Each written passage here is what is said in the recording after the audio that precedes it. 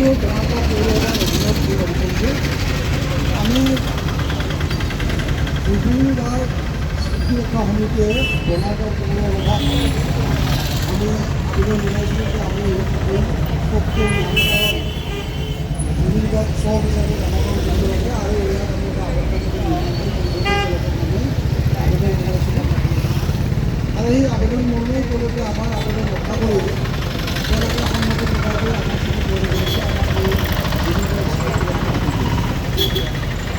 আৰু সেই অনুসৰি আজি জুবিনৰ জন্ম দিৱসৰ দিনটোতেই আমি এই জুবিন চক এই বিএছচিতে যিটো আমি বিএছচিতে কওঁ জুবিন চক নামেৰে নামকৰণ কৰিছোঁ আজি এইটো নাম সলনি হয় বিএছচিতে কৰিবলৈ আজিৰ পৰা এই চকটো জুবিন চক নামে জনজাত হ'ব আৰু প্ৰিয় গতিকে আমি প্ৰথমতে এই অঞ্চলৰ ৰাইজক বঙাইগাঁওবাসী ৰাইজক আজিৰ পৰা বিএছচি গেট এই শব্দটো পাহৰি যে জুবিন চক যাতে আপোনালোকে মনত ৰাখে আৰু ইয়াত যেতিয়া আহিব জুবিন চক বুলিয়ে যাতে আপোনালোকে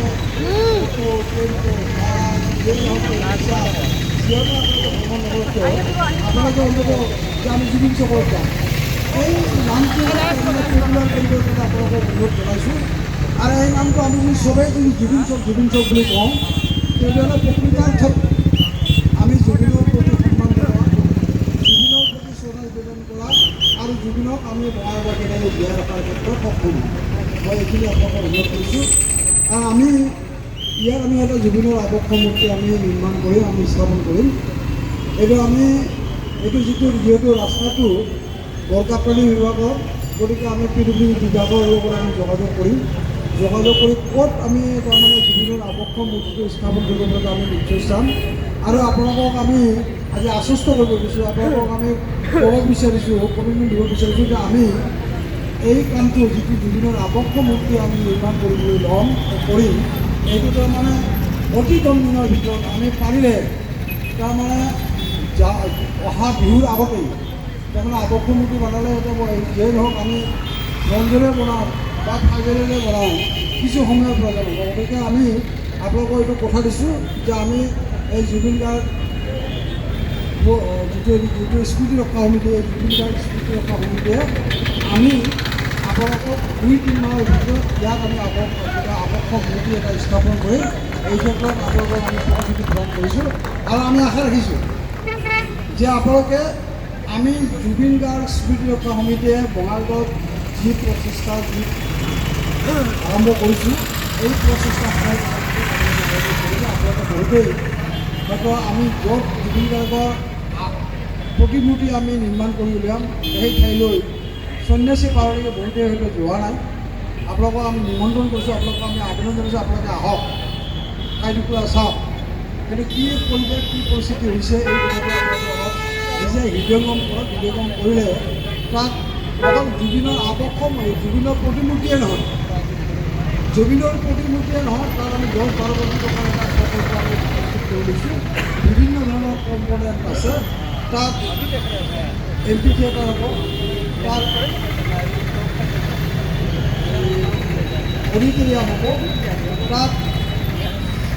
ৰেণীচৰা বাটচৰা হ'ব এনেধৰণৰ বিভিন্ন ধৰণৰ প্ৰকল্প বিভিন্ন ধৰণৰ কম্পনেণ্ট আমি প্ৰস্তুত কৰিছোঁ আপোনালোকে গ'লেই তাত আশা ৰাখিছোঁ যে আপোনালোকৰ তালৈ আহিব আহি প্ৰকৃতিটো আমি জুবিনক জীয়াই ৰখাৰ ক্ষেত্ৰত আমি আপোনাক সকলোৱে কেনেধৰণৰ ব্যৱস্থা গ্ৰহণ কৰিছোঁ এই বিষয়টো আপোনালোকে ৰিপৰ্ট কৰিব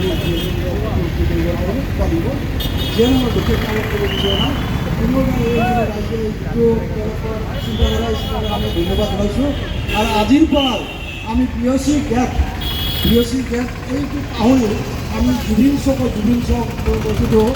এই নামটো যদি আমি জনপ্ৰিয় কৰি তুলিব পাৰোঁ তেতিয়াহে ভৱিষ্যতে আমি জুবিনৰ প্ৰতি আমাৰ সন্মান জনোৱা হ'ব জুবিনৰ প্ৰতি আমি শ্ৰদ্ধা নিবেদন কৰা হ'ব এইখিনিকে আপোনালোকৰ ওচৰত আশা এইখিনিকে আপোনালোকৰ ওচৰত আবেদন জনাই পুনৰবাৰ সকলোকে আপুনি শ্ৰদ্ধা নিবেদন কৰি মই বক্তব্য আগবঢ়াইছোঁ আৰু আমি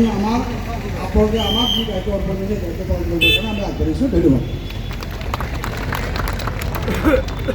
মই চেয়াৰমেন ছাৰকো অকণমান কথা আমাৰ কাৰণে ক'বলৈ অনুৰোধ কৰিলোঁ সৰু পিচকে বহুত মানুহ না চবকে পায় চবে যেন পাব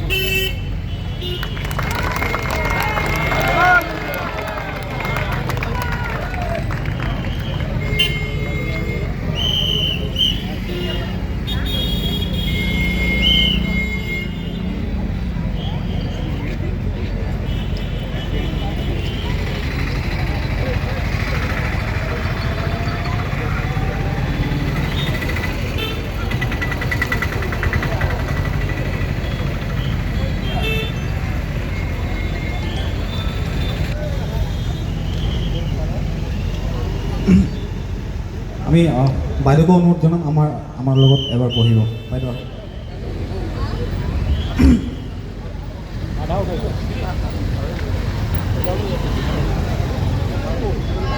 মই ৰাহুলক ক'ম আমাৰ MLA বাইদেউক ফুলন গামোচা দি সম্বৰ্ধনা জনাবৰ কাৰণে অনুৰোধ জনালোঁ।